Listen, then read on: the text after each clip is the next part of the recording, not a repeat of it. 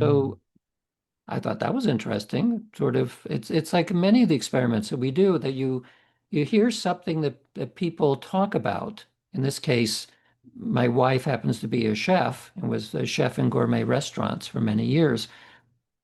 And she noticed also that there's something about the intention of the chef and also the kitchen environment that seems to translate itself into the food because people then are more complimentary about what they just had. And so, okay, there's an experience. Let's see if we can operationalize that into an experiment and see if we can get it under controlled conditions. And in this case, the answer was yes. That's what we saw. It was fascinating because when I read that in the book, both in Science and Magic and one of your other works about the chocolate, my mind immediately went to a pretty well-known movie from the 90s, early 90s, early to mid 90s called Like Water for Chocolate. And the story, for those who've not seen it, is that this gentleman, he wants to marry this daughter. And the mom says, no, you can't marry this daughter, but you can marry the other daughter.